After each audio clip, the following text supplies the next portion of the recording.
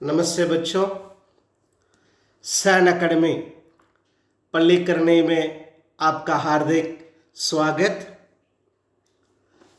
जैसा कि आप जानते हैं, इस हिंदी कक्षा में आज हम पद्यांश के अंतर्गत मनुष्यता पाठ पढ़ने जा रहे हैं। स्पर्श पुस्तक में मनुष्यता पाठ का अध्ययन करने जा रहे हैं। आइए सबसे पहले आपको मैं ये चीज बता दूं, मनुष्य और मनुष्यता में क्या अंतर है। मनुष्य जो है संज्ञावाचक शब्द है, मनुष्यता जो है भाववाचक शब्द है। ठीक है, ये दोनों का अंतर तो आप जरूर समझते होंगे। तो ये क्लियरेंस आपको होने पर ही ये पाठ आपको समझ में आ सकता है। मनुष्यता जो है भाववाचक है। ठीक है, तो इस प्रकार से ये जो है मनुष्य और मनुष्यता, मनुष्य में किन किन गुण होना चाहिए, एक मनुष्य जो होता है उसमें क्या क्या गुण होने पर वो सर्वगुण को संपन्न माना जाता है, इस बात को बताने के लिए हमारे कवि मैथिली शरण गुप्त जी ने इस पद्यांश के माध्यम से बताया है। एक चीज, दूसरी बात यह है कि इस पद्यांश के माध्यम से ये बताते हैं कि कुछ एक उदाहरणों के माध्यम से हमें हमारे राष्ट्रीय कवि ये जो है हमारे मैथिली शरण गुप्त जी जो है वही मनुष्य है जो दूसरों के लिए जीता है, जो दूसरों के लिए मरता है, उसी मनुष्य को मनुष्य कहा गया है।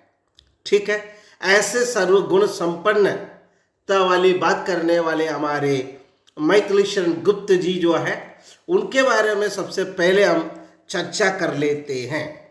हमारे कवि मैथिली शरण गुप्त जी का जन्म 1886 चिरगांव में हुआ है। ये हमारे मैथिली शरण गुप्त जी को जो है राष्ट्रीय कवि के नाम से जाना जाता है। ये अपने राष्ट्रीयता के लिए बहुत माने जाते हैं, बहुत ही ओतप्रोत कविताएं लिख चुके हैं। इसलिए इनको जो है इनके कविताओं में ज़्यादातर जो है राष्ट्र प्रेम देखने को मिलता है, इसलिए इनको जो है राष्ट्र कवि के नाम से जाने जाते हैं। प्रकृति के जितने भी अन्य प्राणियों की तुलना में मनुष्य में सोचने की शक्ति अधिक होती है। वह अपने ही नहीं दूसरों के सुख दुख का भी ख्याल रखता है।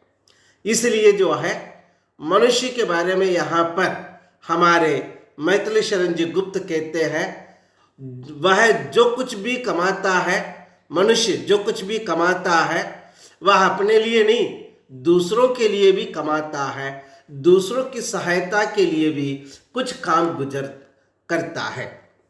इस बात को बताने के लिए ये मनुष्यता पाठ लिखा गया है। सबसे पहले इसमें यह बताया गया है, विचार लो कि मृत्यु हो न मृत्यु से डरो कभी, मरो परंतु यो मरो की याद जो करे सभी। हुई न यो सु मृत्यु तो वृथा मरे वृथा जिए, मरा नहीं वही कि जो जिया न आपके लिए। वही पशु प्रवृत्ति है जो आप ही चरे, वही मनुष्य है कि जो मनुष्य के लिए मरे। आइए, ये जो कविता जो मैंने पढ़ा है अब उसका जो है आपको थोड़ा सा एक्सप्लेनेशन कर देता हूँ।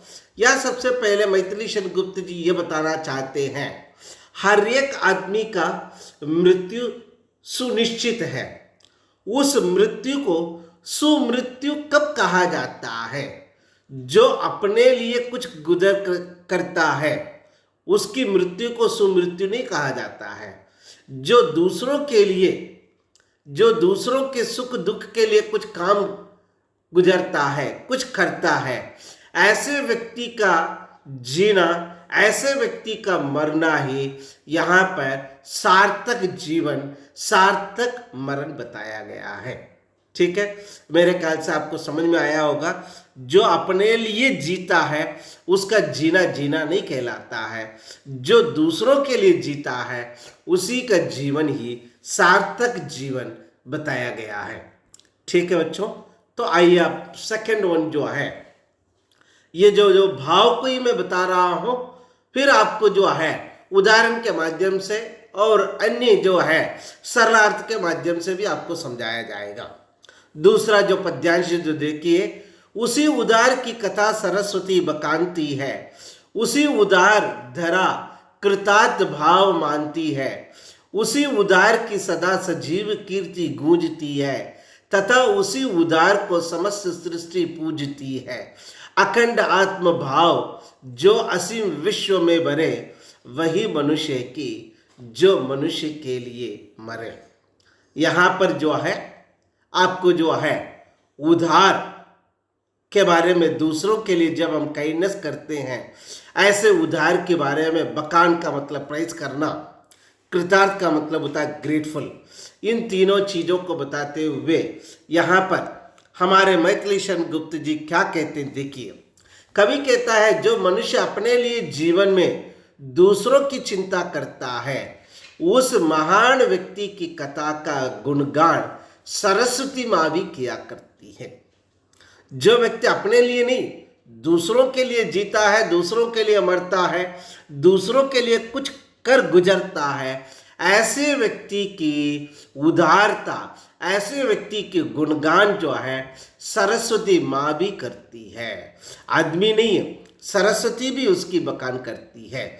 जो व्यक्ति पूरे संसार को अखंड भाव और भाईचारे की भावना में बांधता है, वह व्यक्ति सही मायने में मनुष्य कहलाने योग्य है। अन्य व्यक्ति जो है खाली मनुष्य मनुष्य ही रह जाता है, लेकिन वो दूसरों के लिए यादगार का व्यक्ति नहीं बन पाता है। ठीक है, आगे आइए देखते हैं। थर्ड वन जो है, सहानुभूति चाहिए महाविभूति है यही, वशीकृता सदैव है बनी हुई स्वयं मही, वृद्धा भाव बुद्ध का दया प्रवाह में बहा, विनीत लोक वर्ग क्या न सामने झुका रहा। आहा, वही उदार है परोपकार जो करे, वही मनुष्य है जो मनुष्य के लिए मरे। वास्तव में देखिए, यहाँ पर मैथिली शरण गुप्त जी कहते हैं, क्या कह रहे हैं देखिए, मनुष्यों के मन में दया व करुणा का भाव होना चाहिए। यहाँ सबसे बड़ा धन उसी को बताया गया है। स्वयं ईश्वर भी ऐसे लोगों के साथ रहते हैं। इसका सबसे बड़ा उदाहरण महात्मा बुद्ध है। महात्मा बुद्ध के बारे में तो आप तो लोग जानते हैं, सुपरिचित हैं, तो इसलिए यहाँ पर महात्मा का उदाहरण एग्जाम्पल जो है दिया गया है।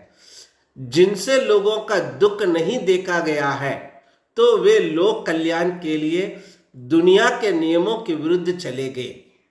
इसके लिए क्या पूरे संसार उनके सामने नहीं झुकता, अर्थात उनके दया भाव व परोपकार के कारण आज भी उनको याद किया जाता है और उनकी पूजा भी की जाती है। महान उसको कहा जाता है जो परोपकार करता है। जिस व्यक्ति का जीना तब सार्थक कहलाता है जो दूसरों के लिए जीता है, दूसरों के लिए मरता है, उसी का जीना सार्थक जीवन है, उसी का मरना ही सार्थक मृत्यु कहा गया है। तो यहाँ पर मैथिली शरण गुप्त जी जो है, जो अपने लिए जीता है, जो अपने लिए मरता है, उसको यहाँ पर इन्होंने पशु प्रवृत्ति कहा है। जो अपने से अलग होकर के दूसरों के लिए जीता है, दूसरों के लिए मरता है, ऐसे व्यक्ति का मरण, ऐसे व्यक्ति का जीवन ही यहाँ पर सुमृत्यु कहा गया है। ठीक है बच्चों, मेरे ख्याल से ये आप लोगों को समझ में आया होगा। अब आइए आपको जो है नेत्र का प्रत्यक्ष जो है, आपको थोड़ी देर शांति के लिए, आंखों में शांति प्रदान करने वाली ये एक्सरसाइज हम लोग करने जा रहे हैं। आंखों के रिलैक्सेशन के लिए आप लोग क्या कीजिए, अपने आंखों को जो है दाएं लेकर के आइए, फिर बाएं लेकर के आइए, फिर नीचे कीजिए, फिर ऊपर कीजिए। ऐसे थोड़ा सा आपके आंखों के आप लोग घुमाने पर क्या हो सकता है, थोड़ा सा आपको रिलैक्सेशन मिल सकता है। आंख का रिलैक्सेशन मिलने के कारण से आपके दिमागों में शांति प्रदान हो सकती है, आपके मन में भी शांति आ सकती है। वही शांति जीवन में हर एक के जीवन में हो, ऐसी मंगल भावना के साथ मैं आप आज की क्लास जो है उससे विराम लेता हूँ। धन्यवाद।